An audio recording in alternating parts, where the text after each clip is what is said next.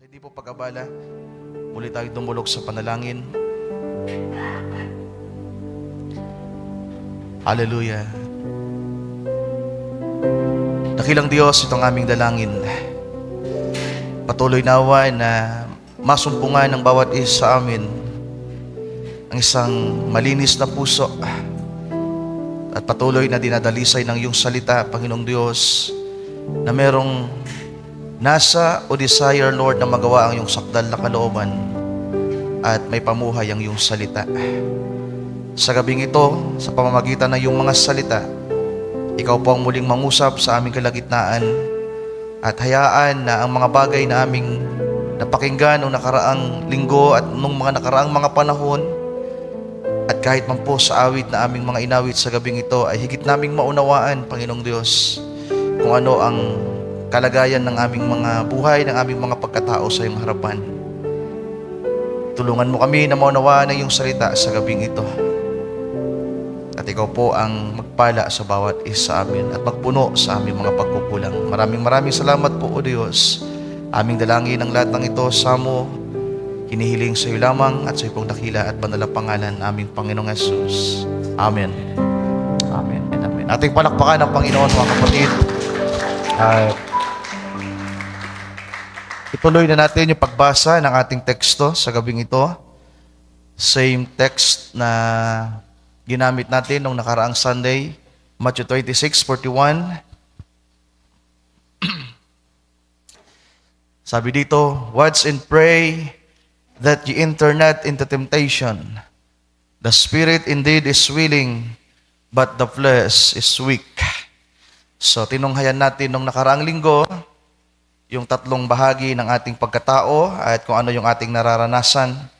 At ngayong gabi, kung luluobin ng Panginoon, ay bigyan natin ng diin yung salitang temptation na ito ang isa sa likas na pwede nating sabihin na nagmamanifest o nakikita nating puwersa na gumagawa sa ating buhay para makita natin kung ang ating bang spirito ay malakas o kung kaya naman ay ang laman. So dahil sa tinatawag na temptation, pwede nating makita, ini-expose ng temptation ang ating kalagayan. So may the Lord help us, mga kapatid. Tayong lahat ay makakaupo na. At siguro, yung whiteboard natin, i-ready lang natin dito, Brother Dante. Dito na lang sa right side at yung ating whiteboard marker. So sinabi ko kanina na after na lang ng pagkantahan, ilagay yung whiteboard dahil matatakpan yung musicians natin. Saan man natin to ilagay. So dito na lang natin sa right side.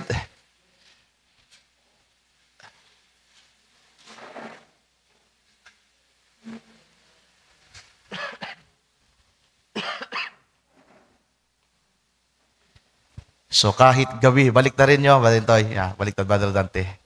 So kahit gabi, talagang maalinsangan, mga kapatid. Pero konting pagtitiis na lang, Lord willing, dito sa itaas pa, bahagi, yan, para mas mataas. Kita ng lahat. I-slide natin ng konti. Yan. So konting tiis na lang, dahil kung walang magiging pagbabago, nakausap ko yung agent kahapon at sigurado naman daw na darating yung aircon ng Friday at naka-schedule na ikabit ng Sabado. So, Lord willing, sa Sunday ay naka-aircon na tayo, mga kapatid. At may ibsan na yung init na ating nararanasan dito sa ating building. Pero wag muna kayong magkukot at magja-jacket, ha. I-confirm muna nyo kung aircon na dito. I-announce naman natin. Para baka mag-jacket na kayo sa Sunday, yung pala hindi natuloy. Pero sana matuloy na, mga kapatid. So sa gabing ito, tayo ay magpapatuloy sa ating naiwang paksa na hindi na tapos nung nakaraang Sunday. So dito sa winika ng ating Panginoon sa verse 41, dito pa rin natin hahanguin yung ating paksa na sinabi ng ating Panginoon, watch and pray. So, pupuntuhin pa rin natin gaano kahalaga ang panalangin sa huling mga bahagi ng ating topic ay may mga panalangin tayong babasahin, panalangin advices ng prophet, at kahit man ni Apostol Pablo. So, ito yung mga highlight dito, mga kapatid. Dahil sabi dito, that ye enter not into temptation. So, binigyang pansin ng Panginoon ang tinatawag na temptation. At itong temptation na ito, isa itong puwersa, mga kapatid, isa itong bagay na nandito sa mundo, nasa ating mga buhay, at ini-expose nito at ipinapakita nito ang ating kalagayan. Nais kong tumungo agad tayo sa unang quote natin para makatipid tayo ng oras. So dito ako nagtapos sa isang quote na nandito sa taas at babasahin ko itong quote. Hindi natin nabasa nung nakaraang Sunday, pero ipinost ko to sa Facebook ko dahil ito talaga yung magandang parte at doon sa group natin. Yung topic ni Brother Branham na Communion, 1965, December 12, na two natures in there. Yung ikinukumpara ni Brother Branham yung kanyang sarili sa dating siya. Two natures in there. Mga panglima o anim itong Sister Mary Ann? Yeah. Simulan natin sa 45. 45 lang naman yan na paragraph sa taas sa bahagi.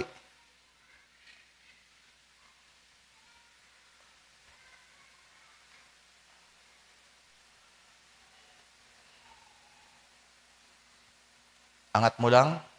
Yan. So sabi ni Brother Branham dito, I was saying this, taking for myself, like he was going to say, William Branham, well, 40 years ago, the William Branham, it is not the same one tonight. So sabi ng propeta, ito'y sinasabi ko din sa aking sarili, na kagaya ng inyong pwedeng sabihin sa akin, Brother William Branham, narito, siguro 40 taon ang nakalipas, ang William Branham ngayon ay hindi na katulad ng William Branham ngayong gabi. So iba yung William Branham 40 years ago sa William Branham na nakatayo sa pulpito noong December 12, 1965. At pwede rin nating sabihin na kayo, mga mahal kong kapatid, ngayong gabi na nandito sa loob ng building na ito, you are different from your past. 2 years ago, 5 years ago, 10 years ago. I don't know. Pero kung walang nagbago, may problema. Walang born again experience na nangyari. Walang influence yung salita ng Diyos. Kasi kung same pa rin tayo 10 years ago, 5 years ago, 1 year ago, so there is something lacking or there is something wrong. So ang lawig, ang layo ng ini-example ng prophet dahil sabi niya 40 years ago. So ang edad niya marahil yan ay mga nakalimutan ko kung ilan sino nakakalam ilan ang edad ni Brother Branham nung namatay?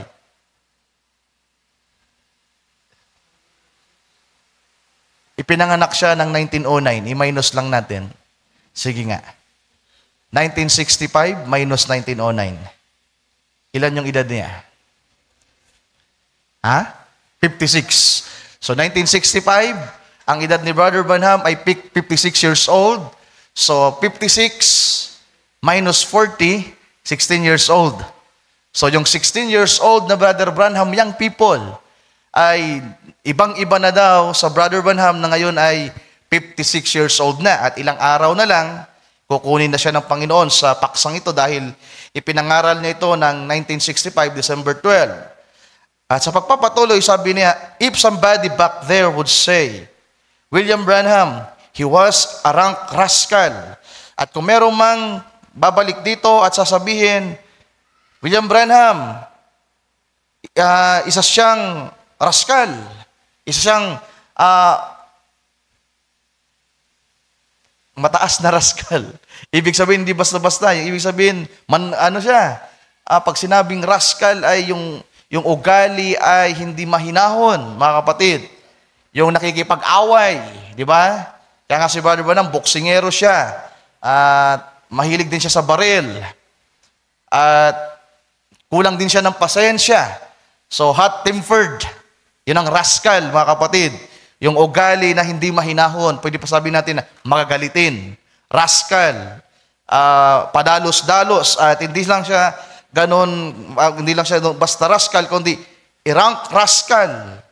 Mataas na pagiging rascal. Di ba? At ang sabi pa dito, see, because I was born of Charles and Ella Branham. So yung pagiging rascal niya ay dahil anak siya ng kanyang tatay at nanay na si Charles at si Ella. In their nature, I was a sinner. So bilang tao na ipinanganak ng kanyang mga magulang, sabi niya, sa kalikasan na yon, siya ay makasalanan. I came to the world a liar, and all the habits of the world laid right in me. So lahat ng isinilang sa ibabaw ng lupa, sa katawang ito, mga kapatid ko, lahat daw ng habits, gawain ng sanglibutan ay nakalaid sa nature ng laman. Kaya walang nagturo sa batang magsinungaling. Walang nagturo sa atin na magsinungaling. Hindi ko lang alam kung merong mga magulang na tinuruan ng kanilang anak na magsinungaling. Pero likas sa tao ang magsinungaling. Yung mga anak ko nga di ba? Ang babata pa. Kayo, napapansin nyo rin siguro sa mga anak ninyo. Pag tinanong niyo, simpleng mga bagay, cellphone. Bigla na lang yung pag nagsi-cellphone yan, ipinagbawalan mo mag-cellphone, tapos bigla kang papasok sa kwarto, biglang itatago yung cellphone, ibabato yung cellphone, kunwari, hindi nagsi-cellphone. Pag tinanong mo yan, hindi. Di ba? Sabi ng propeta, walang nagturo sa tao o sa bata na magsinungaling, kundi ang pagiging sinungaling ay parte niya sa nature ng laman. Sabi dito sa pagpapatuloy, but down in there, pero sa kaloob-loobang bahagi, sa ilalim na bahagi, ay merong isang nature din na presente. Sabi diyan, but down in there, pwede pang, kung titingnan nyo ako, sabi ng prophet, but down in there. Naintindihan nyo? But down in there, two was another nature, capital N. Yung pagkakasulat. Di ba? Ibig sabihin, kahit yung nag-ano niyan, nag-book form niyan, alam niya na hindi basta-basta yung nature na yan. Sapagkat yan yung nature ng Diyos. May kinalaman dyan yung tinatawag na predestinadong binhi. Kaya sabi diyan, was another nature present. See? Predestinated. So alin kaya yung predestinated na yon, mga kapatid? Diba? Pero sinabi ko na sa inyo nung nakarang linggo na ang predestinadong binhi, ang predestinadong ito ng Diyos sa atin ay walang iba, tayo mismo. Tayo mismo yung predestinadong binhi, yung kaluluwa natin. Mamaya babasahin natin sa message ng prophet. Predestinated was in there by God. In the same body, see, two natures in there. So alam nyo na yan, mga kapatid, may dalawa tayong pagkatao. Pag tayo ang magkakaharap, magkakasama, we are gentle. We are trying to be gentle, calm, mahinahon. Pero pag tayo ay nasa bahay, nako, yung mga mag-asawa, yung nanay sa anak, yung tatay sa anak, they are fighting. They are shouting. Tama ba? At hindi ko alam kung alin yung mas malakas sa atin. Kayo ang nakakaalam kung alin yung mas malakas na bahagi ng inyong pagkatao. Yung nature ba na dahil sa tayo'y isinilang ng ating mga magulang sa laman, o yung predestinadong nature na nasa atin na na-awaken, na na-reborn, na muling naihugpong o naikabit sa Diyos. So alin ang mas malakas, mga kapatid? Mag-examine tayo ngayong gabi. Alin yung malakas? At kung ikakabit na natin yung salitang tukso at mga temptation, Diyan nyo makikita kung ano ang inyong kalagayan. Kaya sabi ng Panginoon, watch and pray. Watch and pray that ye enter not into temptation. Kayo'y mangagpuyat o magbantay at manalangin upang huwag kayong magsipasok, makapasok sa mga tinatawag na temptation, mga mahal kong kapatid. So, I hope makita niyo yung dalawang bahagi ng ating nature. So, bago tayo mag-proceed sa pagbabasa pa ng ilang mga quote, para lang maintindihan natin, so nais kong illustrate sa inyo ang ilang importanteng punto patungkol sa tinatawag na body, soul, and spirit, mga kapatid.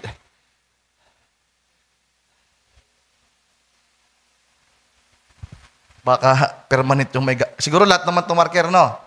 At sana yung lahat ng nandito ay good pa. Ibig sabihin ay may tinta.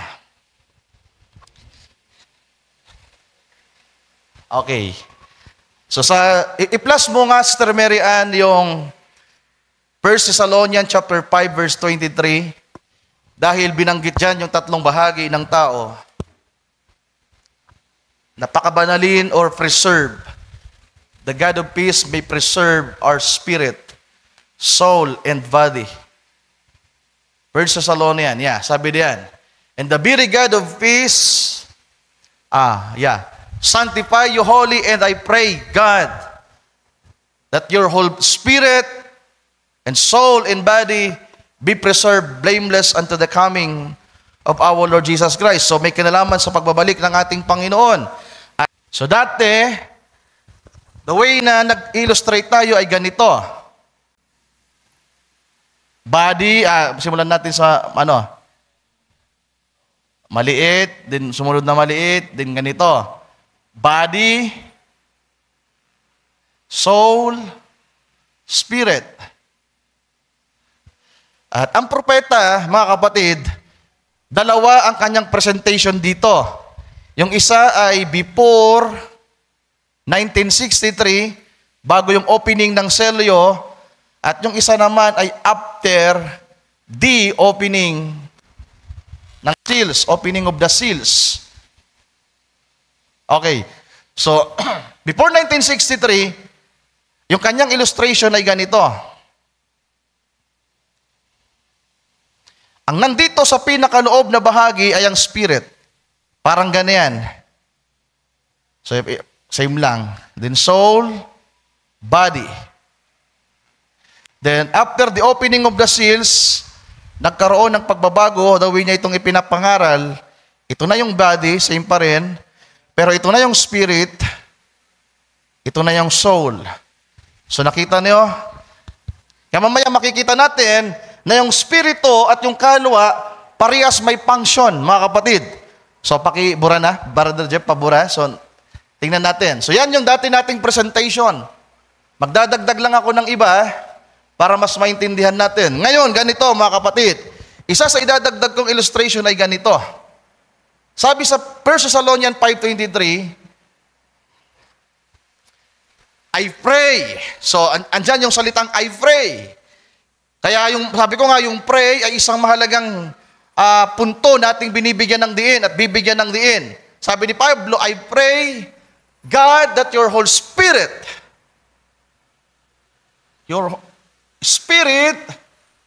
soul, and body. So, tingnan nyo. Yan. Mula sa taas, pababa. Ngayon, ito yung bumubuo sa ating pagkatao. That's man. Kagaya na sinabi ko nung nakaraang linggo, mga mahal kong kapatid, tayo ay spirit man, spiritual man, tayo ay natural man din dahil sa katawang ito. Pero ang real us, yung tinatawag na gene of God, predestinated by God, ay ito. Ito yung tinatawag na real you. Malinaw. Ito yung real us. Ito tayo. That's you. That's us. Yan, ikaw yan. At tawagin din natin itong seed. The seed of God. Predestinado ng Diyos. At ang sabi ng propeta, sa binasa natin noong nakarang linggo, itong spirit natin, the spirit can contact the spiritual world.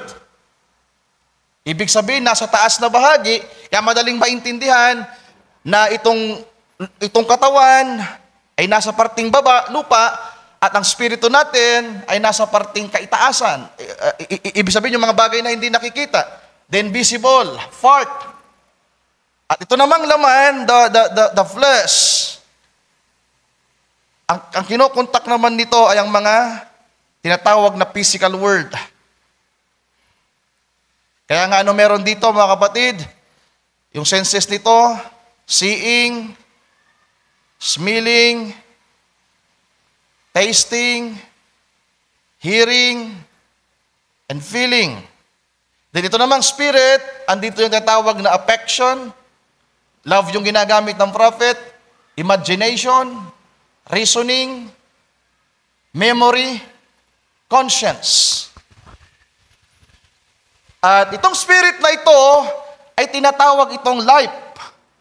Yan ang buhay or tinatawag na force. Do you agree with that?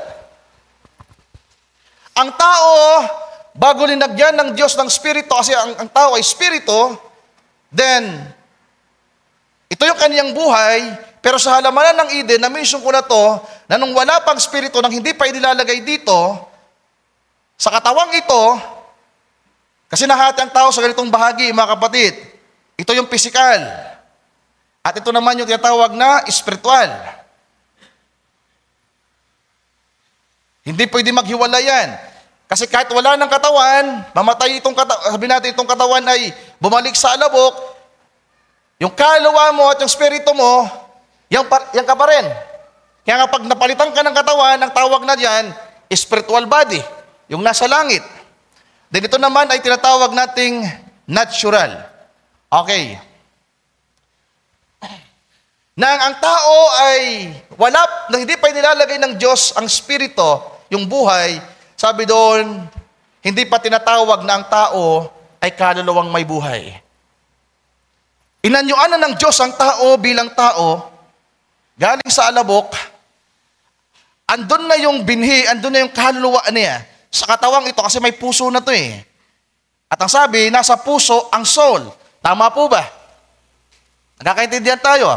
Pero itong kaluluwa at itong puso na konektado din sa laman, walang buhay dahil wala pa yung spirito. Pero nang ilagay ng Diyos ang spirito sa tao, ano sabi doon? Man became a living soul. Living soul. Ibig sabihin dati, patay. Kaya nga ang buhay natin, galing sa Diyos. Tinatawag siyang the Father of Lights. Okay. So tingnan nyo mga mahal kong kapatid. Nang si Adan na lang tayo. The first man, Adam. Para di tayo magbura-bura. The first man, Adam, kasama si Eve, doon sa halamanan ng Eden. Na dapat sana ang taglay nilang spirito, ang tawag dito ay spirit man or man's spirit. Bagamat ito ay galing sa spirito ng Diyos from eternity, pero tatawagin na natin itong spirit man o man's spirit dahil parte na siya ng tao. Malinaw. Kakintindi tayo. Ang tawag dyan, spirit man. Bakit tinawag na spirit man? Espiritu kasi ng tao. Espiritu natin, mga kapatid. So dati, ang meron lamang sa spiritu ng tao, sa buhay ng tao, ang umuukupa sa kanya. Itong binhing ito, itong tayong ito, we are part ng ating Panginoon na siya ay salita.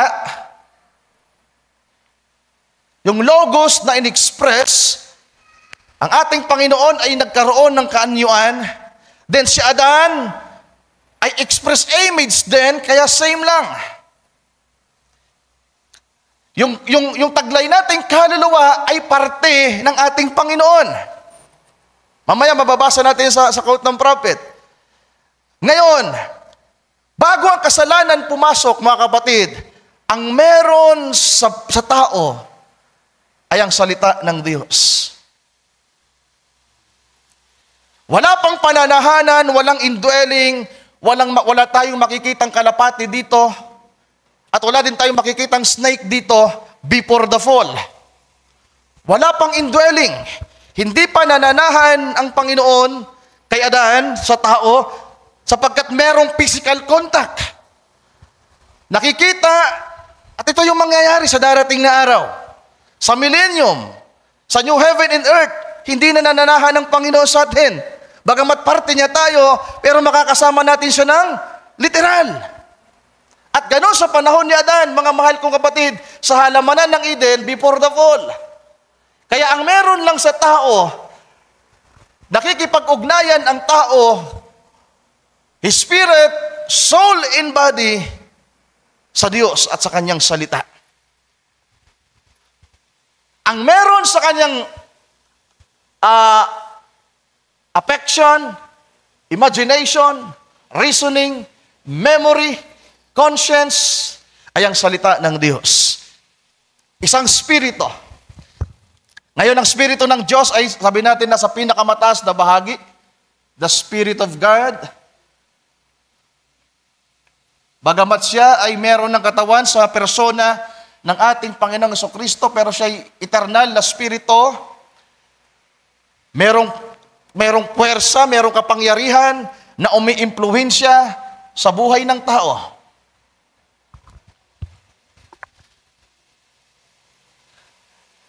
So, ang spirito ng tao, mga mahal kong kapatid, naniniwala ko na ito ay mabuting espiritu. Mabuti. Before the fall. At nakikipag-ugnayan lang siya sa spirito ng Diyos. Isang espiritu lang ang kanyang kinakausap. Ang binibigyan niya ng daan sa kanyang buhay, mapaloob man na bahagi o panlabas, sa kanyang mata, sa kanyang pangamoy, sa kanyang panlasa, sa kanyang pakinig, sa kanyang feeling, kapag ang Panginoong Diyos bumababa sa halamanan ng Eden, ang meron sa tao ay puro makadiyos. Iisang espiritu ang kanilang nakakasama. Bagamat alam natin na merong isa pang espiritu doon, pero hindi pa pumapasok sa eksena. Sino yon, mga mahal kong kapatid? The devil. Diba si Satanas na inihulog? Si Lucifer na sinira ang plano ng Diyos. Then, dumating ang araw, to make this short, ang oras natin di magpapahintulot. Tanggalin natin ulit ito. Before the fall, wala pa yan, bago yung pagkahulog sa kasalanan. Malinis ang kaluluwa ng tao. Hindi kinakailangang i-renew ang kanyang spirito. Hindi aawit si Adan doon, renew our spirit within me. Bakit? Bilang spirito ng tao, tama ang kanyang spirito bilang tao. At ang kanyang kasama, nakikipag-isa ang kanyang pagkataong pangloob at nakikipag-isa ang kanyang panlabas sa spirito ng Diyos. Tama ba? Kapag si Adan at ang Panginoon ay kumakain sa halamanan ng Eden, nakikita ni Adan ng literal ang Panginoon, pero habang nakikinig siya sa sinasabi ng Panginoon, naririnig ng kanyang pakinig, pero si Adan na merong spirito, na-appreciate niya yung mga bagay na sinasabi ng Panginoon. Nagre-rejoice siya, natutuwa siya. Pero dumating ang araw na pinahintulutan ng Diyos, mga mahal kong kapatid, dito natin sa kaliwa.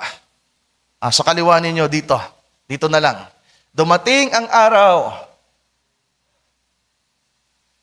na ang kaaway ay pumasok sa eksena.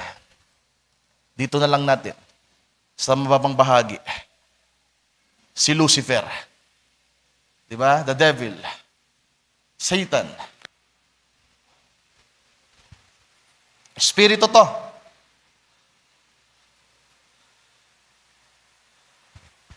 Then anong ginawa ng kaaway, mga mahal kong kapatid? Di ba? Nag-inject siya ng salita.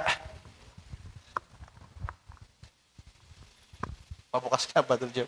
Paigpit niyan. Nang si Lucifer,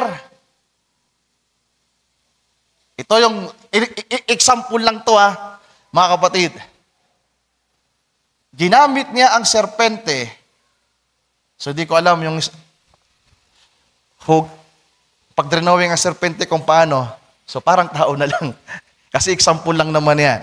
Ginamit ngayon ni Satanas ang serpente at kanya itong pinuspos. Pinuspos niya. Nagsalita si Satanas, lies. Ang kanyang pakinig, si Adan, ang kanyang pakinig, literal niyang napakinggan. Tama ba?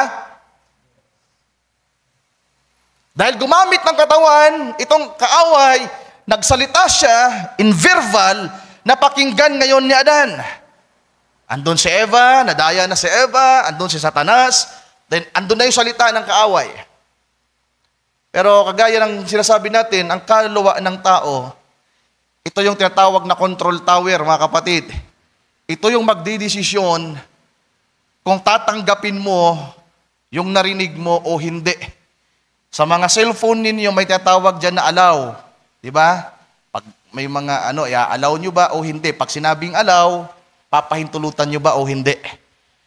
Ang nangyari, both sa physical at sa spiritual, dahil sa salitang binigkas ng kaaway na ngayon ay naririnig sa Garden of Eden, itong spirito ng tao, imposible ring hindi inabot. Itong si Satanas ay meron ding taglay na spirito, yung kapangyarihan na kumikilos nandito, ini-impluwensyahan din yung spirito ng tao.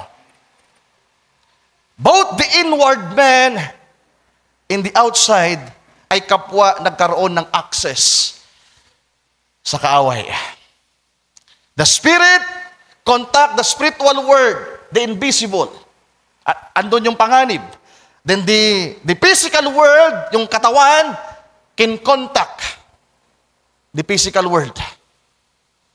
Kaya yung pakinig, may napakinggan sa Adan, mga mahal kong kapatid. Pero anuman ang dumarating dito at dito, ang magdidesisyon ay ikaw pa rin. Andito yung tinatawag na control tower. Malinaw ba? Ito yung, may function ito, mga mahal kong kapatid. Ang program ay nandito. Kung cellphone pa sa paglalarawan, ang program ay nandito. Lahat ng, kung ano mangyayari sa tao, kung ano tayo, andito.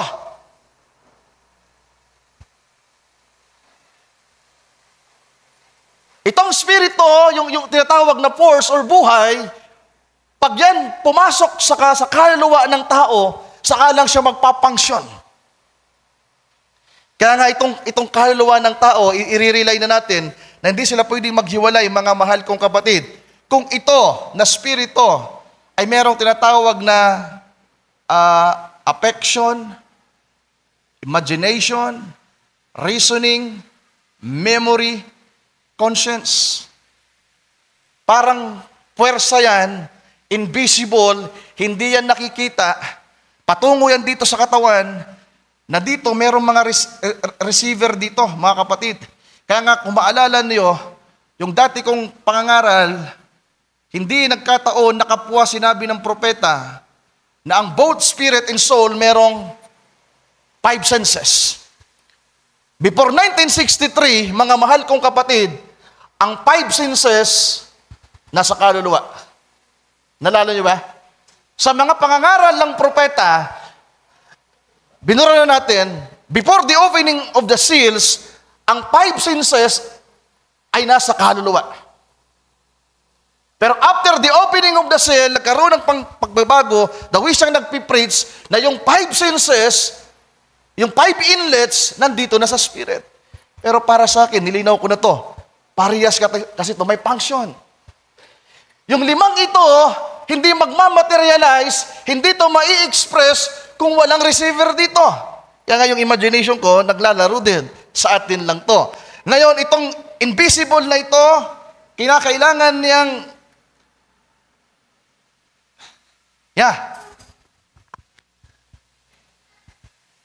Itong kaluluwa ng tao ay meron ding function para ito ay ma-express, mga kapatid, sa kanya. Kaya nga kung ano yung affection ng tao, kung ano yung spirito ngayon na kaniyang, sabihin natin kung saan siya nakikipag-isa, then yung kanyang kaluluwa, yun na yung magiging kalagayan. Kaya kapag ang spirito ng Panginoon, ito yung tinanggap natin, ano yung magiging kalagayan ng ating kaluluwa? Espiritu ng Diyos, yung nature ng Diyos, yung tinatawag na godly nature. Then dito sa katawan, another thing, kung yan man ay 5, kung yan man ay 1, na tatanggap niyan para ipasa yung signal, mga kapatid, parang wire ng kuryente. Di ba? Mga program yan na may mga maliit na parte na mula sa pinakamaliit na bahagi sa loob, palabas yan hanggang sa lumitaw.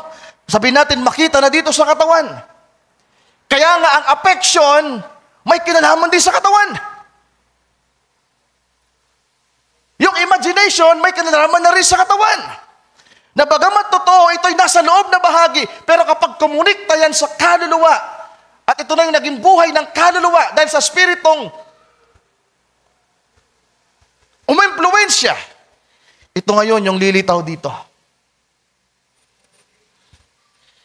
Kaya yung dating malinis na kalagayan ng puso ng tao, yung dating malinis na kalagayan, sabi ni Pablo, kaya nga yung panalangin niya, I pray God that your whole spirit, soul, and body be preserved.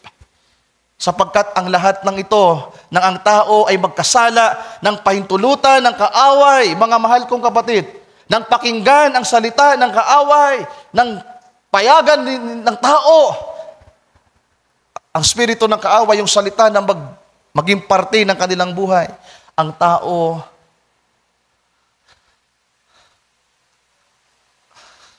ay nadungisan. Ang tao ay nakurap hanggang sa ang tao nag-blackout, ang buong bahagi ng tao naging madilim, nahiwalay sa Diyos, nagkaroon ng tinatawag na kamatayan. Hindi literal na kamatayan lamang. Hiwalay na sa Diyos ang tao. Kaya yung taong dating godly, yung dating Adan, na may taglay na spirito na galing sa Diyos sa mabuti, ay naging makasalanan. Sinful nature.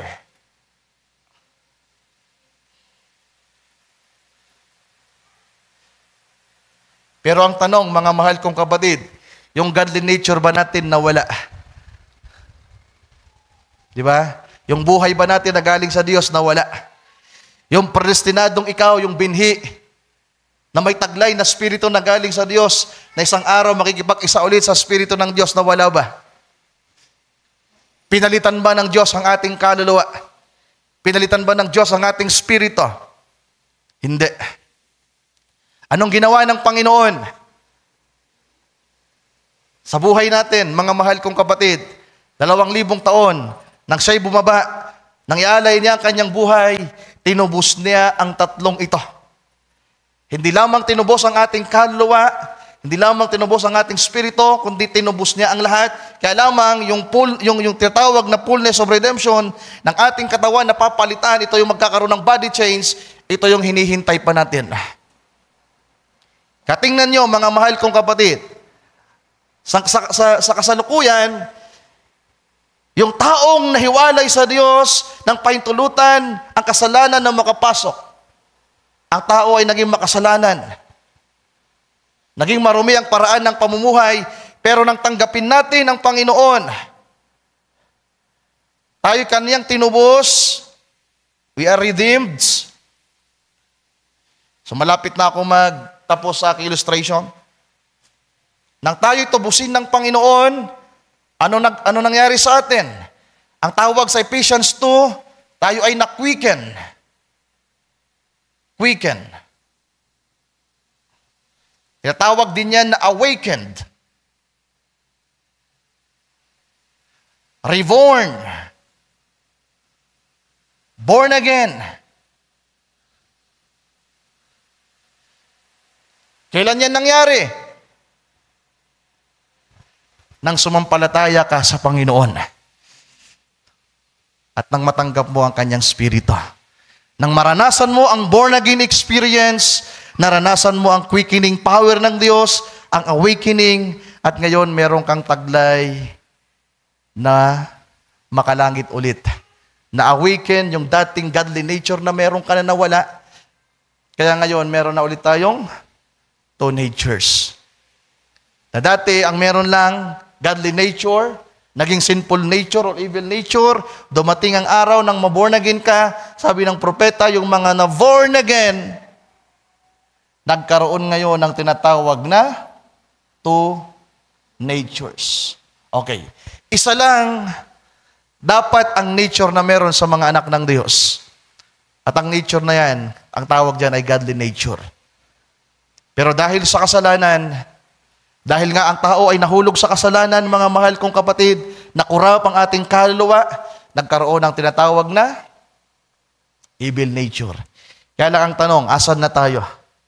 Kung naranasan na natin ang born again experience, na-quicken na tayo, na-awaken na tayo, ngayon ang ating pagkatao ay ito, isang born again Christian, ano ang kalagayan nito?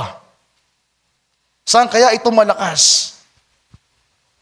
Yung kanya kayang dati pang pagkatao, old nature, tinatawag ng Biblia na old man. Di ba? O kaya naman ay yung kanya nang tinatawag na new nature. New man. New creature. Alin?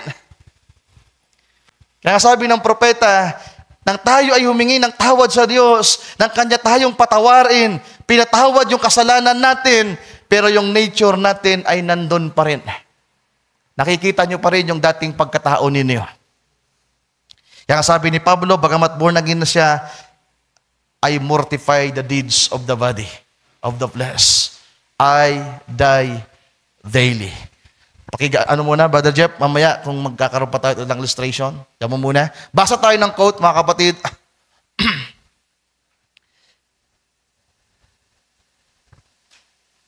On the inside of that man,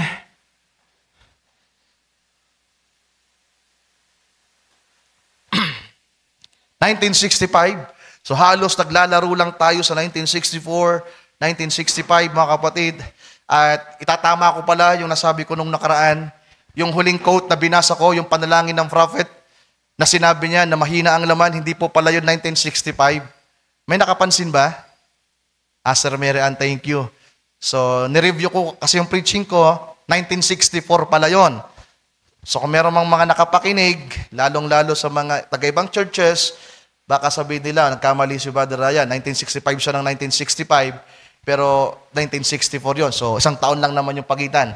So, yung huling quote na binasa ko nung nakaraang Sunday, that was 1964. So, dito tayo sa paragraph 24 ng topic ni Brother Branham na Christ is revealed in His own word. Sabi niya, on the inside of that man, so meron na kayong titingnang pattern.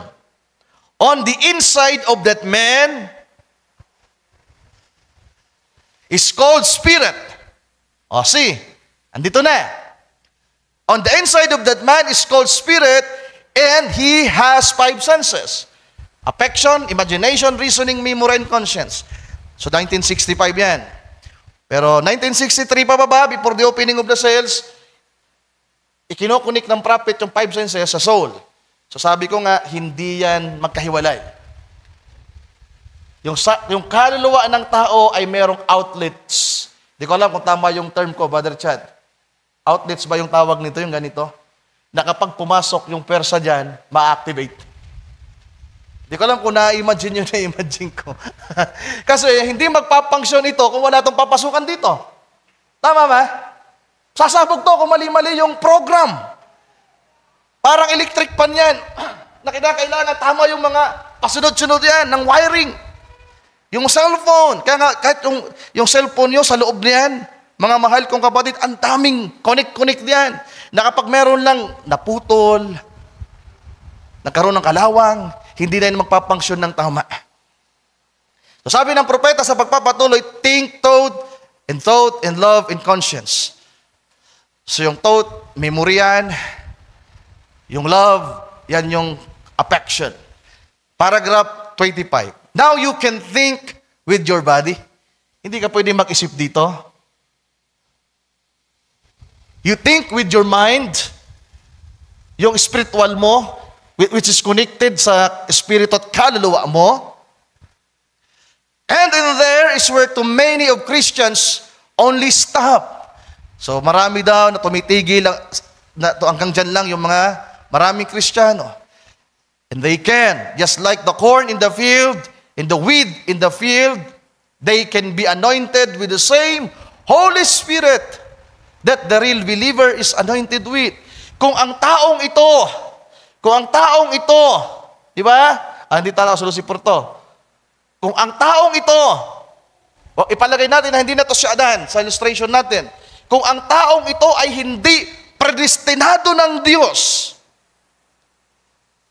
kahit pa maranasan niya ang anointing ng Diyos, mananatili siyang weed. Oo, pwede siyang mag-speak in tongues, mag-prophesy, magpagaling, gumawa ng himala. Matthew 7. Magsasabi sila, Panginoon, Panginoon, ginawa namin ito sa pangalan mo. Nagpalayas kami ng mga demonyo. Pero kung hindi ka predestinado ng Diyos, to begin with, wala ka doon. Pwede nilang marinig ang salita ng Diyos.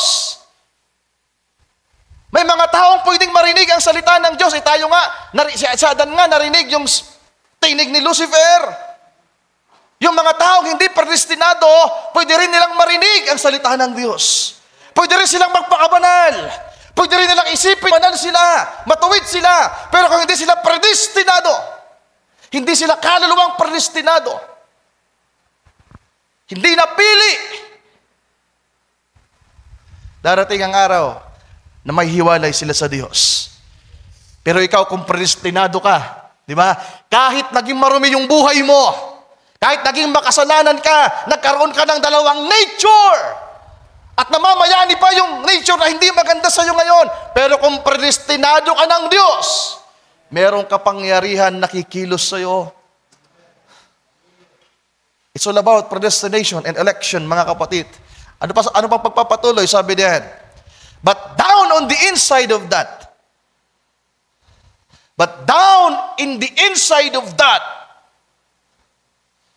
the third realm is the soul. And that's predestinated by God. There is where the real seed germ lays, is in there. Alin yung predestinado, mga mahal kong kapatid? Yung kaluluwa. At ano meron sa kaluluwa? Yung totoong binhi ng Diyos. There is where the real seed germ lays, is in there. Another quote, 1965, August 15.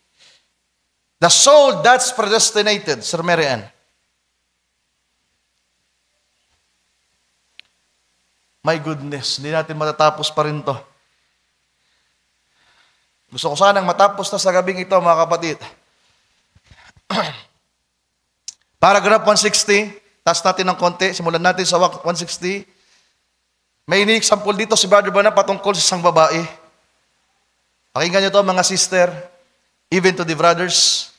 Now you feel here that it's wrong for her to cut her hair. Sabihin mo sa kanya, sa babaeng yan, kapatid na babae, o babae, mali ang pagpapaputol ng buhok, sabi ng Biblia.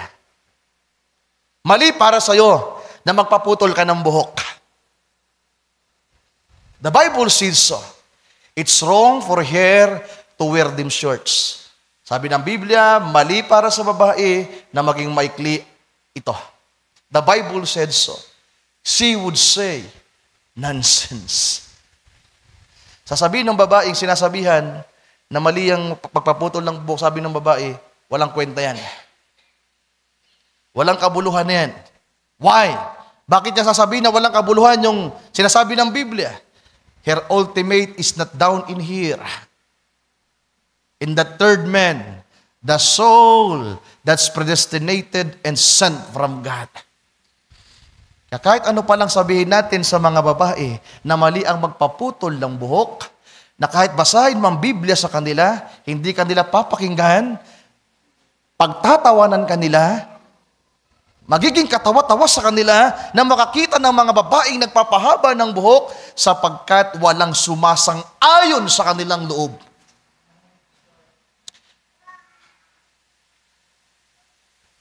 Her ultimate is on an organization out here that some man has organized outside of this. So ang meron sa mga taong ito ay ang mga doktrina, mga aral, mga dogma at krido. 161. But if the word of God is down in that soul, it says, Amen.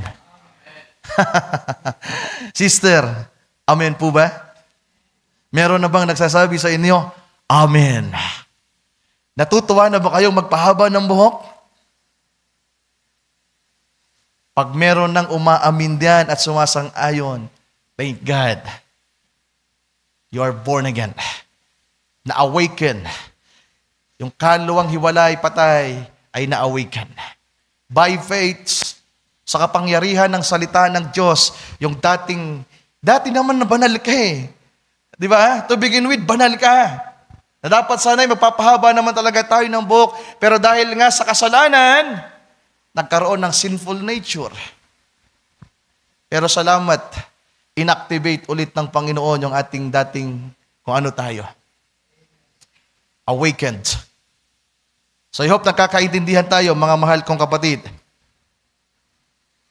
Another quote. Basahin natin ulit yung ano natin. Matthew 26:41, Sir Mary Ann. So sana matapos natin to. Tingnan natin yung bahaging nagsasabing that ye enter not into temptation. Sabi dito, watch and pray that ye enter not into temptation. So may malaking factor itong salitang temptation na ito sa flesh and spirit ng tao. Para lang mabisualize natin.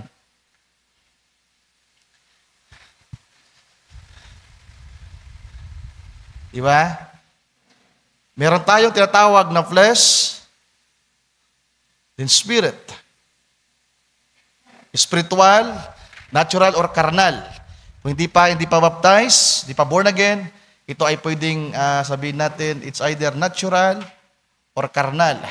Pero kung born again ka na, natural, patungo sa pagiging spiritual. At merong tinatawag na temptation, mga kapatid.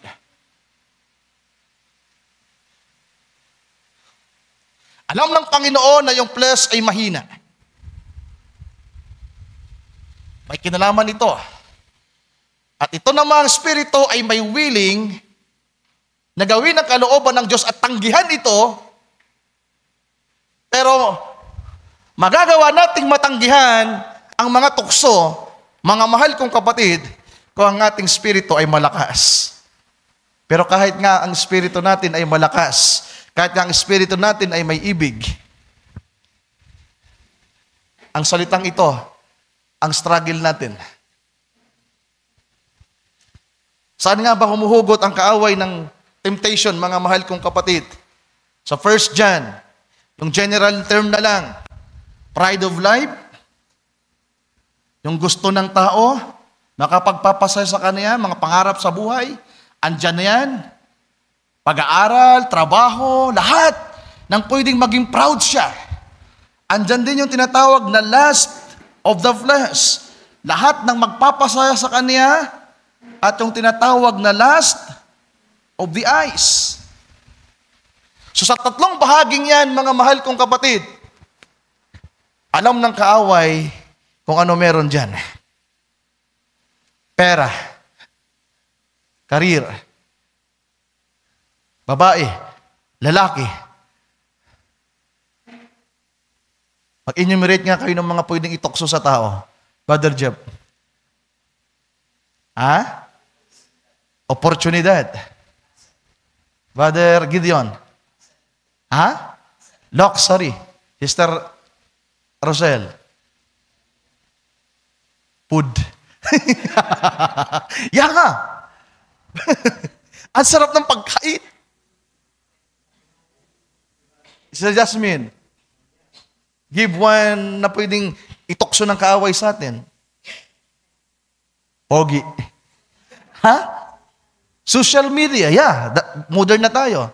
Pagiging gwapo, pagiging maganda, pagiging matalino. Popular. Di ba? Kapag nakakita Sir Jenica ng nakabris, pogi. Pag nakita naman Sir Jenica ng nakabris, maganda. Brother Unad, alak. Mamaun. Di ba? 5 pasahero pag Domingo. Na imbis na mig-attend, nakabayad sa pasahero, tadto na. Napakaraming pwedeng itokso ng kaaway sa atin. At dyan papasok, mga mahal kong kapatid, yung tinatawag na yung pagiging mahina at pagiging malakas natin. Kaya ang pinaka-punto ng Panginoon sa bahaging ito, yung nasa gitnang bahagi ng verse, what's in fray? At yung sinabi niya, the spirit indeed is willing, but the flesh is weak, yung meron pala ay tukso. Mga tukso. At ito ang nararanasan natin. At dito tayo nag-i-struggle. Kaya marami sa atin ang hindi lumalago. Una, pakabagal ng pag-usad sa paglago dahil sa tinatawag ng mga tukso. Do you agree with that? Kaya nga ang Panginoon, di ba sa Matthew 6, ano panalangin ng tinuro niya sa atin, mga kapatid? Matthew 6, sa verse 13 na lang, yung tinatawag the Lord's Prayer. Verse 13, Sir Marian, and lead us not into temptation, but deliver us from evil. Tagalogin nga natin, huwag mo kaming ihatid sa tukso. Kaya, ang Diyos po ba nanunukso?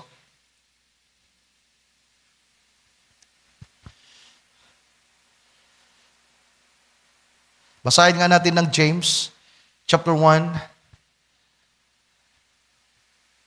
verse 13 to 14.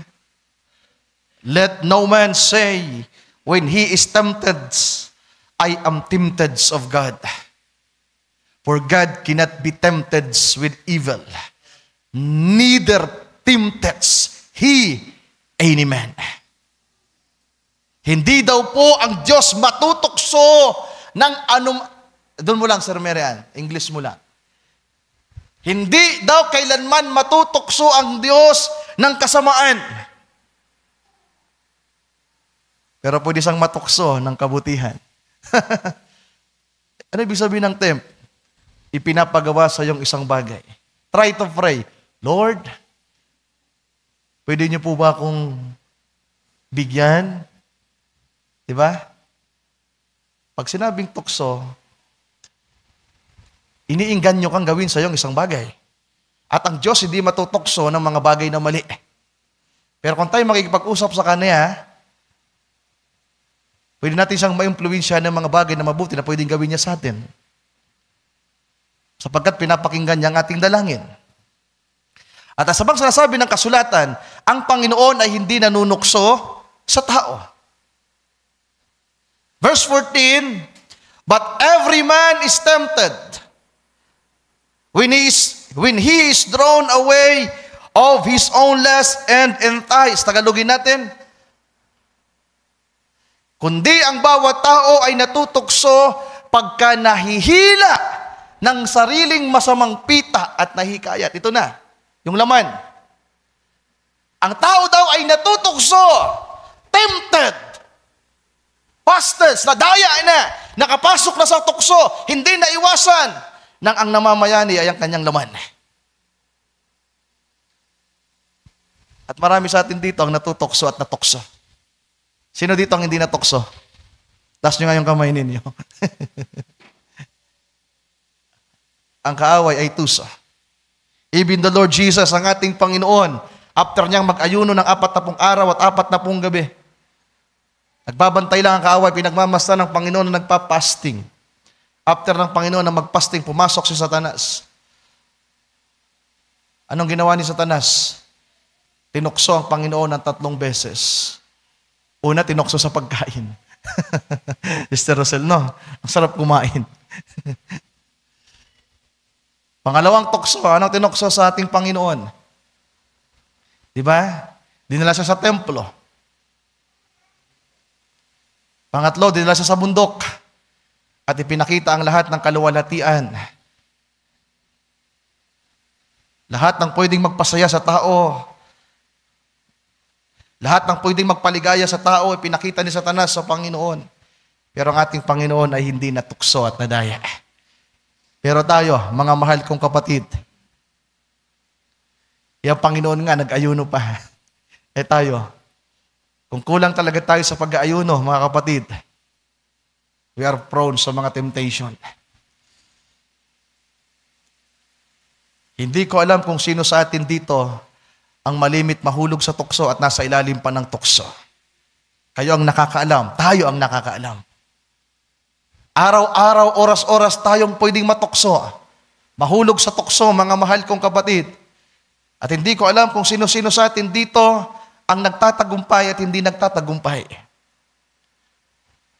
Lahat pwedeng matukso sapagkat yan ang gawain ng kaaway. Pahinain ang tao, ibagsak ang tao. Kaya araw-araw sa buhay mo, gagawin ng kaaway ang lahat para madaya ka. Matukso kang magalit, matukso kang mangupit, matukso kang magsinungaling, matukso kang magsabi, ang gwapo ko, ang ganda ko, ang ganda niya, ang gwapo niya, ang ganda ng offer na yon. Pwede kang matuksong magpakayaman. Pwede kang matuksong magpakatalino. Pwede kang matuksong magpaganda. Magpaganda ng katawan, magpaganda ng mukha. Lahat na lang pwede mong pagandahin. Tama ba?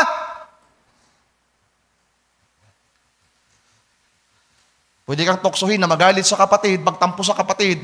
Pwede kang tuksuhin na, si Brother Ryan, dito to sinasabi niyan. Pwede kang tuksuhin na ilayo sa iyo ang loob ng mga kapatid. Tama ba? Tuksuhin na ipakita sa iyo ang mga bagay na mali sa ibang mga simbahan. At hindi ka makapag-ingat. Tuksuhin ka na ipakita sa iyo ng mga taong ito wala na pag-asa. Tuksuhin ka, sabihin, yan na naman, ginawa na naman yan sa iyo. Napakaraming bagay, mga mahal kong kapatid. At ang gumagawa niyan ay ang kaaway.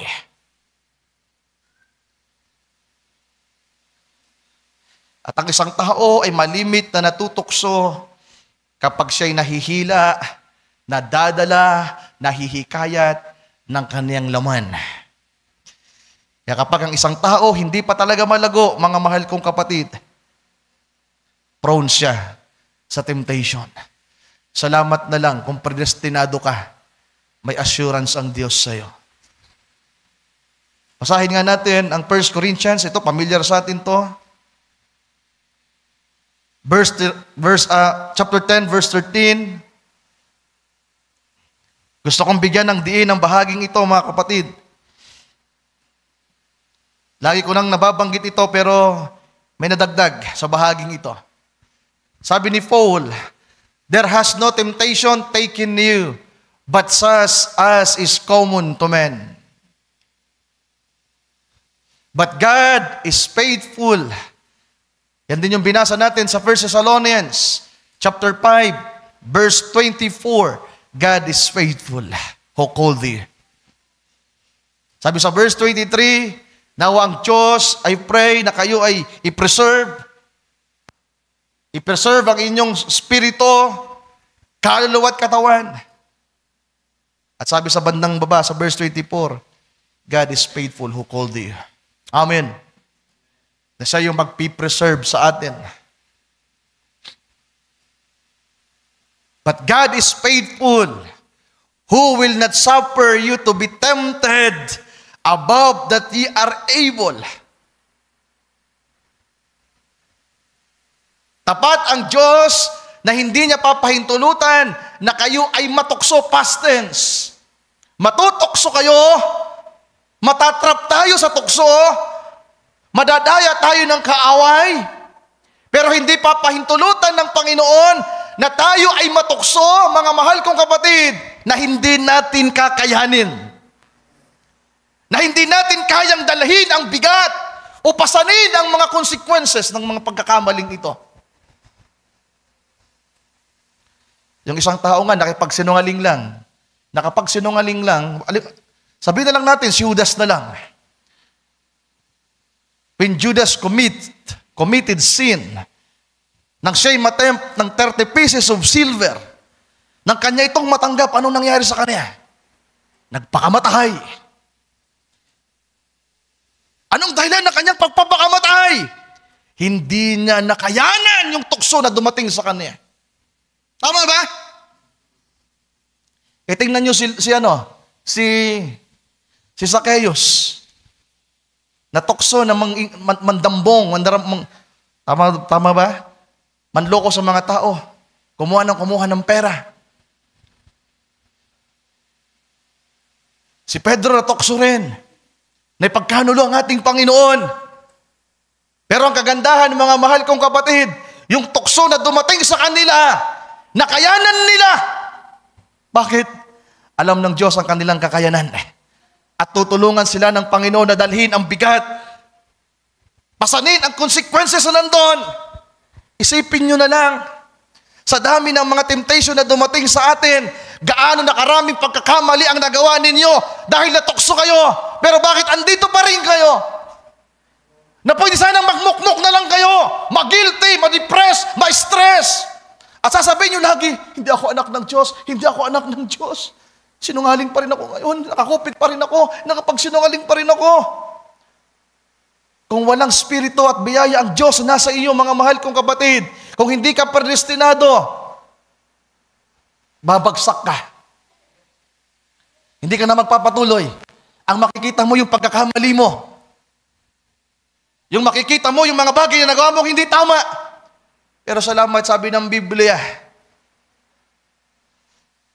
kapag ang isang anak ng Diyos sa tukso, hindi pala pinapayagan ng Diyos ng isang anak ng Diyos matukso na hindi niya kayang dalhin.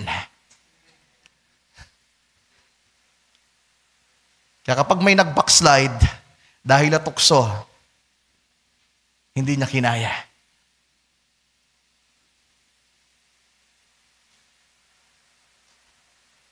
Pastor, nakakita ko ng magandang babae. Ilang babae? 10.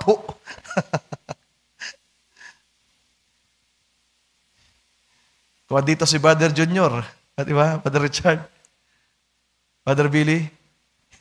Ano, Brother Billy? Hindi ka ba natutukso? Ando ka ba, Brother Jeff, na mag-usap-usap tayo ng mga brother? Ando si Brother Intoy. Ikaw, Brother Richard. Pastor.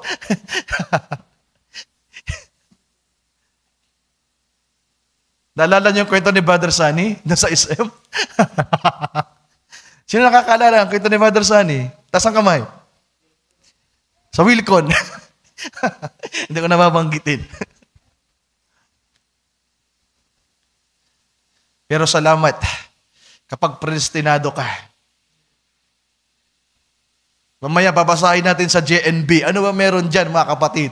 Mas mababawin natin yung English dyan mamaya. But God is faithful, who will not suffer you to be tempted above that you are able, but will with the temptation also make a way to escape, that ye may be able to bear it. Natrap ka sa tukso, andong ka na sa tukso, pero doon sa tukso na yon, ang Diyos ang gagawa din ng daan para makalabas ka.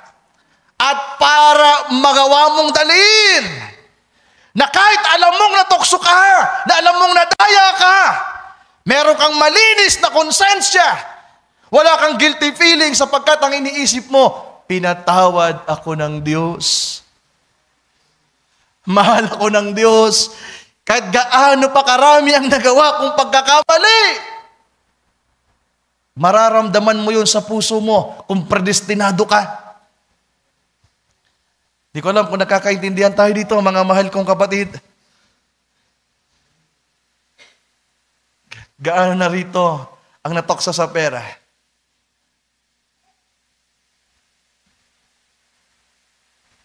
Tatlo lang naman yan, di ba sabi ng prophet? Daming natutokso sa pera. Alam nyo, pinag-uusapan nga namin yan. Alin ba yung mabigat? Babae, lalaki? Babae sa aming mga lalaki, babae? Sa mga babae, lalaki? O pera? Sabi sa mga pag-aaral, sa pag-usap-usap namin, lahat ng nahulog sa babae, naka-recover. Pero lahat ng nahulog sa pera, walang naka-recover. Achan, Balaam, Judas. Tama ba? Kilala niyo ba si Achan? Yung nag-interest ng ginto at pilak at mga magandang kasuotan? Si Balaam, pera. Si Judas, pera. Si Ananias sa pera. Pera. Sa pera. Pinatawad ba sila ng Diyos ang mahulog sila sa pera? Nung sumulat si Pablo sa mga taga-Korinto, na isa sa rini-review niya na dapat ipinagpipray ng mga mananampalataya dahil doon sa Korinto, merong nabubuhay sa kasalanan. Tama ba? 1 Corinthians chapter 4, di ko nababanggitin kung anong kasalanan nandun. Na dapat sana, sabi ni Pablo, pinagpipray nyo na sana'y maayos yan. Pero ang kagandahan, mga mahal ko, basahin nga natin sa JNB, Sister Mary Ann, tungkol tayo sa JNB. Hindi ko nababasahin ng marami pang quotes about sa temptation. Ang daming binanggit dito ng prophet about temptation. Sabi dito, every test. So medyo mababaw, no? Test. Yung pala ay pagsubok, tinitest ka kung kakayanin mo. Pag may dumating na opportunity, pera, career, o ano pa mang mga offer na yan, that is part of the test that you have experienced is the kind that normally comes to people. Normal na dumarating sa tao. Yan palang mga pagsubok na yan ay normal na dumarating sa tao. Kaya ang matokso sa pera, normal ba o hindi? Normal po ba?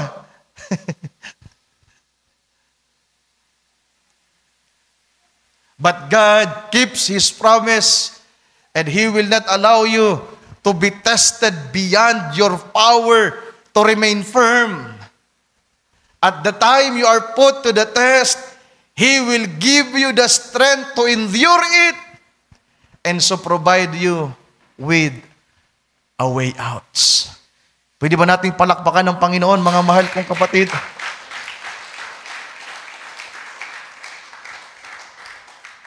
Marahil yung iba, hindi pa masyadong maintindihan ang salitang temptation. Pero sa ating mga adult na, mga matanda na, Brother Intoy, Brother Billy, yung mga young people natin, kunti pa lang yung mga temptation yan. Pero habang kayo ay lalaki, mapuprone sa sanglibutan, mamumulat ang inyong mata sa sanglibutan, diyan ang samot-saring mga tukso. Kaya nga lang, inisa-isa ko na yung tukso, mga kapatid. Ang daming tukso na pwedeng magpahina, pwedeng magpabagsak sa isang tao. Pero salamat, kapag predestinado ka ng Diyos, at kapag linakipan mo ng panalangin at pagkilala sa Panginoon, lahat ng mga pwedeng gawin ng kaaway para ibagsak ka, magagawa mong pagtagumpayan. Amen. Hallelujah. 2 Peter chapter 2 verse 9. Sabi dito ni Apostle Pedro, the Lord knoweth how to deliver the godly out of temptations. Kaya tayong i-reserve ng Panginoon at iligtas, mga mahal kong kapatid. 2 Peter chapter 2 verse 9. The Lord knoweth how to deliver the godly out of temptations. Amen. Kaya tayong iligtas, ilabas ng Panginoon sa mga tukso. Kaya tayong i-reserve, mga mahal kong kapatid. Pero yung mga makasalanan, na same na tukso ang kanilang naranasan sa tukso na ating naranasan, they are reserved. Saan? Sa judgment to be punished. Nagsinungaling ka? Nagsinungaling din sila. Nahulog sila sa pera? Nahulog ka din sa pera. Di ba? Natukso sa maraming bagay. Natukso din tayo sa maraming bagay. Pero salamat, ang mga anak ng Diyos ay kayang alisin ng Diyos diyan at iligtas. Pero yung mga makasalanan, yung mga unjust, the unbeliever, mananatili silang nandun. Na kahit sabihin mo sa kanila na mali yung kanilang ginagawa, mananatili sila doon. Pero ang mga anak ng Diyos, may kapangyarihan, may kalakasan. Sabi sa binasa natin sa JNV, siya ang magbibigay sa atin. Daming bisis nang natukso mag-backslide na. Dahil natukso na gumawa ng mga bagay na. Dahil natukso na gumawa ng mga bagay na mali. Natrap na tayo sa mga bagay na maling nagawa natin. Kaya nanlalamig na tayo, nanghihina na tayo, wala nang ganang dumalo sa gawain. Hanggang sa ang temptation na ay, huwag ka nang dumalo sa gawain. Ang temptation na ay, huwag ka nang magpatuloy. Bakit dumating ka sa tukso na gano'n na, huwag ka nang magsimba? Nagsimula lang yun dati sa ibang temptation. Na-tempt na pakinggan si nanay, na-tempt na pinakinggan si ate, si kuya, na pagbutihin ng pag-aaral, na mas unahin ng pag-aaral. Na-tempt na magkaroon ng kasintahang babae, kasintahang lalaki. Nung una, plano pang dalhin yung kasintahan sa church. Dumating yung araw ng lamig na, ng hina na, yung temptation na ganito na, huwag ka nang magsisimba. Hindi ka na anak ng Diyos. Tama ba? Nung una na timplang na mag-gain lang ng mag-gain kung anong pwede niyang makuha sa simbahan. Yan, mabait yan si Ryan, mabait yan si Ryan. Kahit ano, tutulungan kayo niyan. Kaya walang garapal kung humingi. Dumating yung araw, kapag na-realize siyang mali na yung ginagawa niya, at meron nang nag-rebuke sa kanya, merong elder na magsasabi, oy, hindi naman yung ginagawa mo, bakit naman ginaganyan yung si Ryan? Na-rebuke! Nasaktahan! Ang susunod na bulay-bulay niyan, ang mga temptation na yan, dahil sa brother na yon, hindi na ako sisimba doon sa simbahan na yon. Hanggang sa nawala na sa gawain. Tama ba? Pero kung anak ka ng Diyos, kung predestinado ka, nahulog ka man sa tukso, nagkaroon man ng maraming kaisipan sa kaisipan mo, na hindi ayon sa kalooban ng Diyos, at ilan doon nagawa mo pa, siya ang magbibigay ng kalakasan para i-endure mo pa yan. Patuloy mong ipinapanalangin, Lord, tulungan mo kung makalaya sa kahinaang ito. Na hanggang ngayon, Panginoon, kapos pa rin ako. Sa tuwing makakakita ko ng pera, kumikinang-kinang yung mata ko. There is something, Lord, sa puso ko na merong grievous spirit na after sa pera, na after sa lalaki, sa babae, sa karir, sa pag-aaral, at anumang mga bagay. Huwag niyong sabihin, wala kayong nganyang karanasan ng mga kapatid. All of us. Pero salamat, hanggang ngayon, ipinapanalangin natin yung kahinaan natin.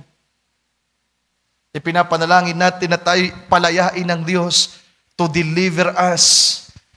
Ano kayang mga spiritong umaalipin sa atin? Kagaya ng awit kanina, renew a right spirit within me, na pwedeng ang spiritong nandito, dati ko na itong inilarawan. Kung tayo ito, na meron tayong spirito, mga mahal kong kapatid, meron tayong soul at meron tayong body, hindi nangangahulugan na born again ka na, ligtas ka na sa mga kasalanan. Ang lahat ng mga iba't ibang uri ng spirito, target ka. Alam nyo ba yon? Tama ba?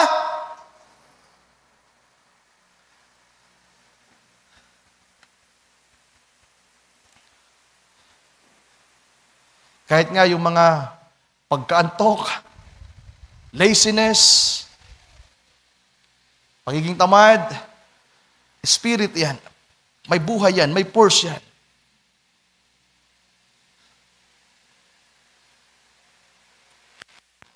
Madaling magtampo, madaling magalit, hindi marunong magpatawad, hindi marunong umunawa. Spirito yan. Ito yung mata mo, pag hindi mo naingatan, merong TV, merong cellphone, merong laptop, may espiritu yan. Na hindi mo namamalayan, nakikipag-isa yan sa spirito mo. Kaya naman ang laging laman ng isip mo, Facebook, Instagram, TikTok. Do you agree with that? Do you agree with that? Gusto niyo nang bitawan ang TV, ayaw niyo nang manood ng Cardo. Pag gabi-gabi, Cardo pa rin. Sino dito nanonood pa ng mga telenovela? Taas ang kamay. Sinang guilty? Adik kay Cardo. Dalisay. Di ba? Ano to? TV? Paano kung NBA to, Brother Billy? Si Lebron. Buti nga, 3-1 na. Brother Otchot.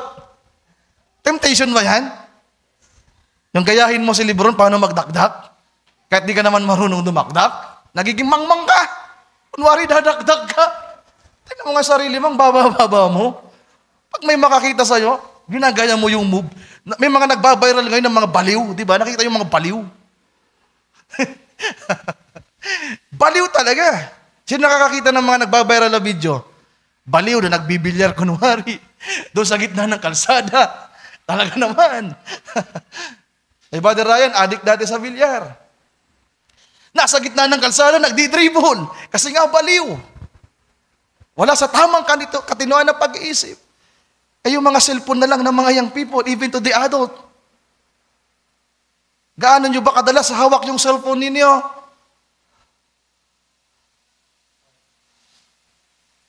Gustong-gusto nyo ng, Lord, napangaral na, si Joshua Isaac.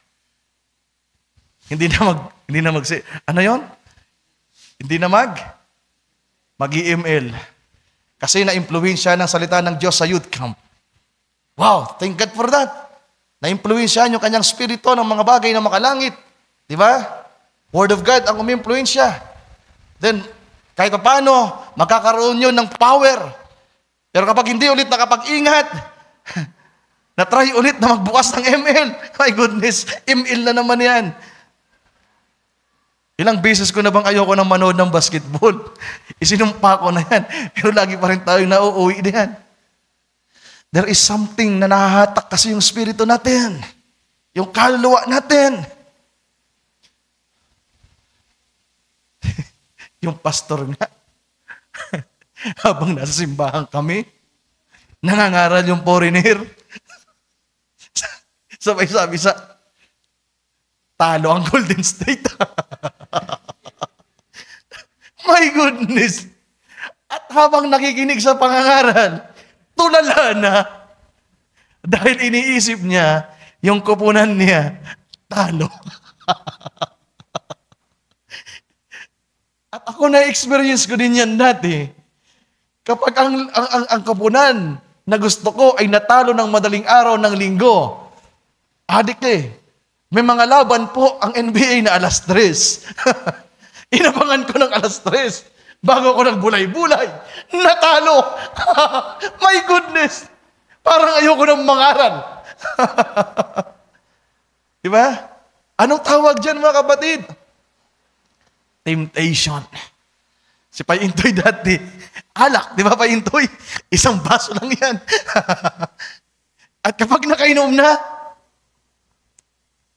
saka na yun magbubulay-bulay. Mahihiya na yan. Di ba? Parang malulungkot ka na di mo na maintindihan yung sarili mo.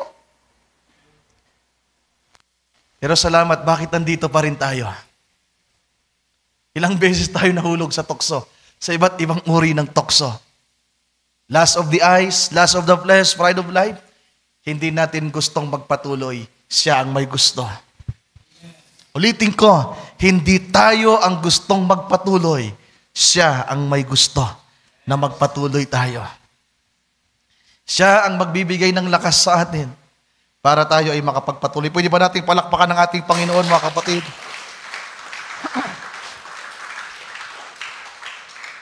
Hallelujah. So, ako'y magko-close na. Ayoko na pong magkaroon ng part 3. Basahin ko itong dalawang quote, last two quote, then isang last verse, isang aklat na lang. Sister Mary Ann, yung panalangin ni Brother Branham, and when temptations around you gather.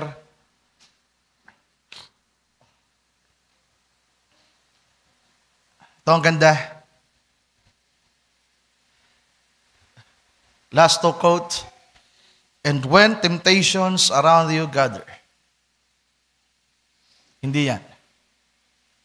Satan's Eden, yun na yun. Yeah, yan na lang tayo.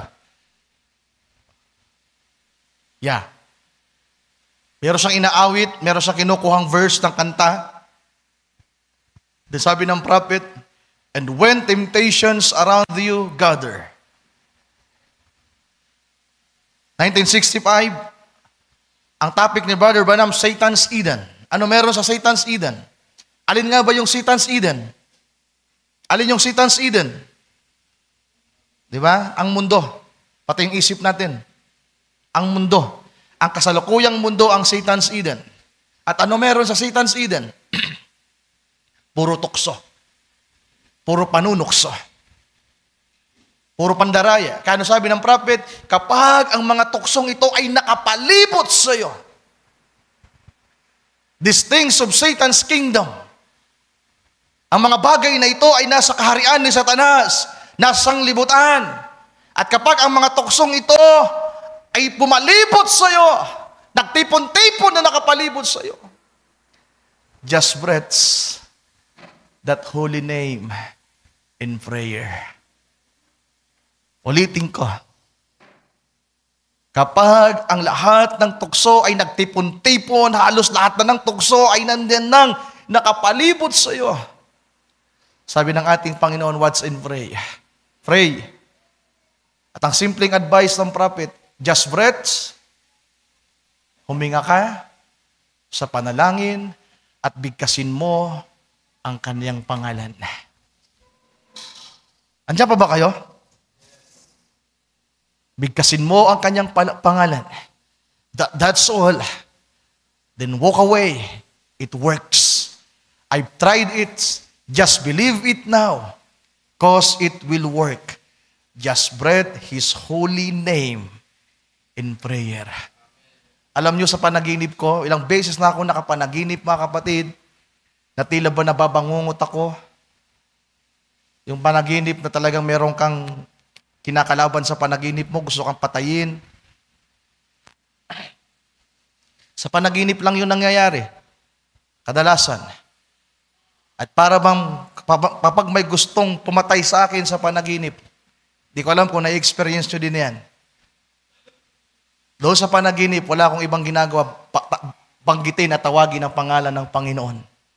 Di ba? Sino nakakaranas na yan? Ang dami, di ba? Sa kanilang panaginip, may gusto nang pumatay sa iyo. Papatayin ka na. Pero magagawa mo lang, Panginoong Jesus, Panginoong Jesus, Lord Jesus, Lord Jesus, Lord Jesus, Lord Jesus. At pagkatapos, magtatagumpay ka. Kung hindi po tayo tulog, mga kapatid, kung tayo ay gising, at napakaraming mga tukso nandiyan, pinipigilan tayo ng kaaway na manalangin. Pinipigilan tayo ng laman na bigkasin ang pangalan ng ating Panginoon. Pero ang kailangan natin ay panalangin. Bigkasin ang kanyang makapangyarihang pangalan. Amen. Ang daming tukso, hindi mo na kaya. Parang gusto mo nang sumuko. Ang daming nangyayari sa paligid na hindi mo inaasahang nangyari. Hindi mo na kaya yung bigat. Pero sabi nga doon tutulungan kanyang dalhin ang bigat. At kung tila ba, hindi mo kaya, mahina yung laman, isang sikreto, ang ipinapakita sa atin ngayon at tinuturo sa atin, mga kapatid, panalangin.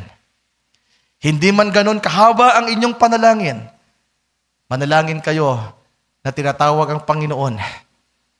Panginoon, tulungan mo po ako. Sambahin niyo ang Panginoon. Kilalanin niyo siya. Hindi natin kinakailangang maging mahaba ang panalangin. Hindi naman masamang mahabang manalangin. Pwede mo magawa yan kung meron kang talagang gustong dalhin sa Kanya. Pero kung merong mga bagay na gusto mong malampasan, makomfort ka, maging magaan yung pakiramdam mo, dalhin mo sa panalangin, kahit sa maikling panalangin. Bigkasin mo ang pangalan ng Panginoon. Diba? Kapag nag-away yung mag-asawa, imbis na yung pangalan ng asawa mong tawagin mo si Rosel, Edison! Sorry na naman ika! Diba? O sino pang tumatawag dyan sa mga asawa? O kaya yung anak. Si Jongjong.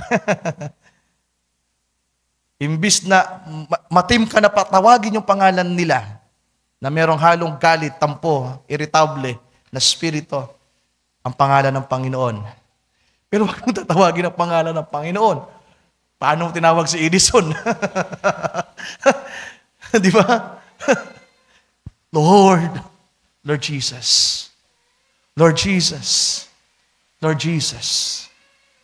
Lord Jesus.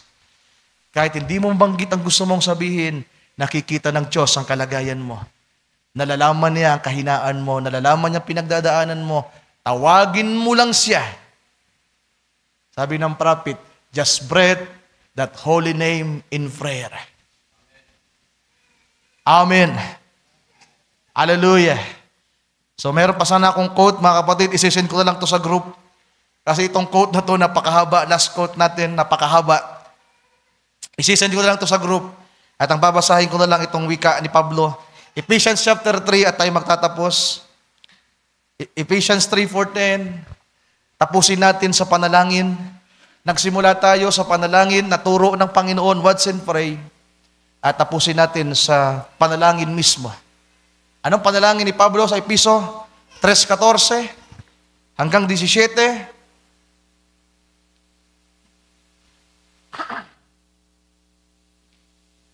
For this cause I bow my knees unto the Father of our Lord Jesus Christ, of whom the whole family in heaven and earth is named. Di ba? Family. Ano nga nung natin nung nakaraan sa stages of the eternal purpose, ano yung pinaka-purpose ng Panginoong Diyos? Pamilya. At lahat ng pangalan ay nanggagaling sa Kanya, of whom the whole family in heaven and in earth is named. Merong pamilya sa langit. Verse 16, ito yung panalangin ni Pablo, that He would grant you, according to the riches of His glory, to be strengthened with might by His Spirit in the inner man. Ito yung panalangin ni Pablo, mga mahal kong kapatid. Iniluluhod ni Pablo ang kanyang tuhod na nanalangin sa Ama, sa ating Panginoong Diyos. Nananalangin si Pablo na ang ating spirito, sa kayamanan ng kanyang kaluwalhatian, ay palakasin tayo ng spirito ng Diyos.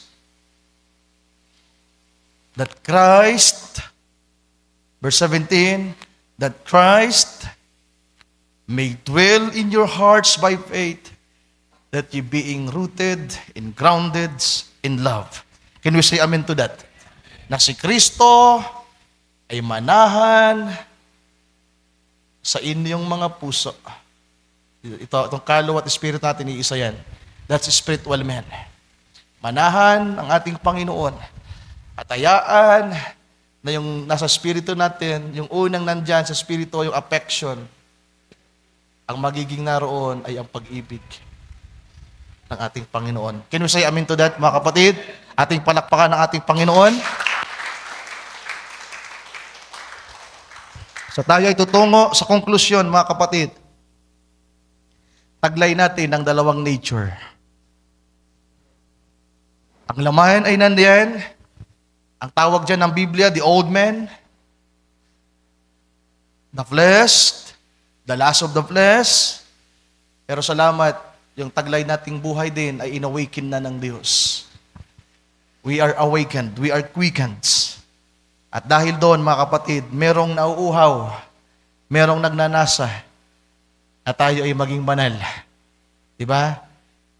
Merong naggugusto sa ating pagkataong pangloob na magawa ang kalooban ng Diyos. Hindi tayo ang may gusto nun. Yun ang kanyang prenograma sa kaluluwa natin, ang mauhaw sa Kanya.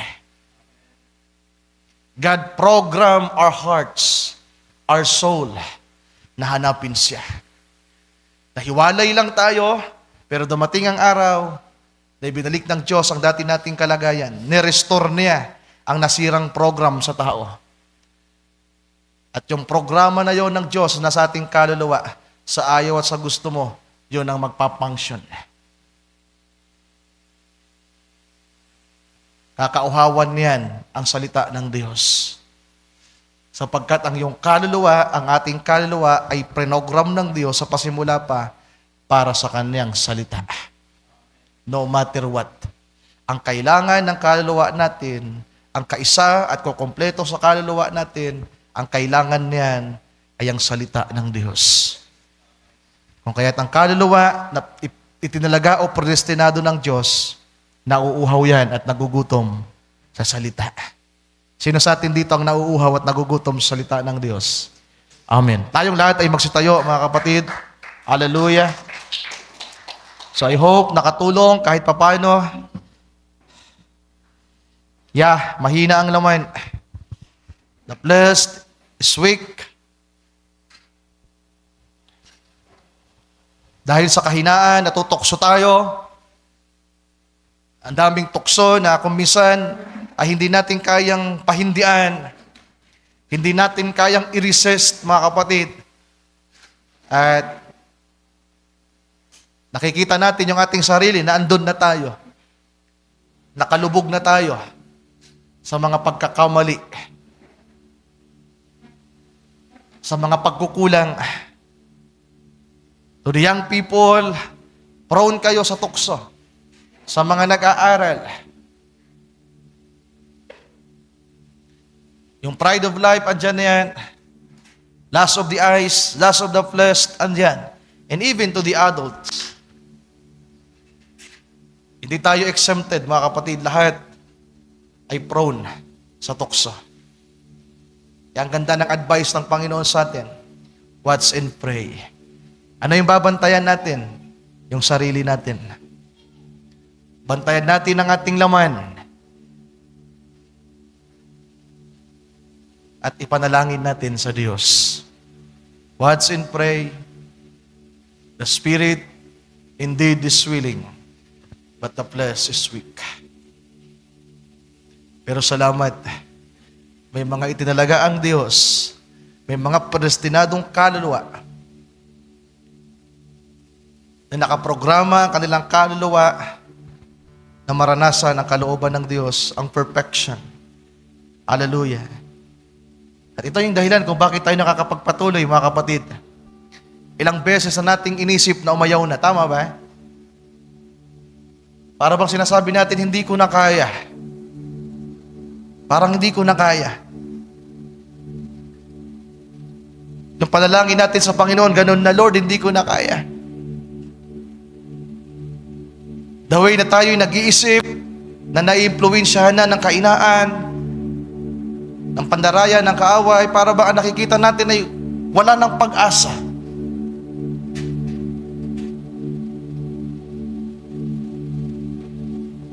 Pero bakit nandito pa rin tayo? Bakit tayo nakakapagpatuloy sa kabila ng mga pagsubok, mga tukso, kakulangan, kahinaan, failures, discouragement nating naranasan sa buhay? Mga mag-asawang nagkaroon ng mga suliranin, pamilyang nagkaroon ng mga problema, kapatid sa kapatid,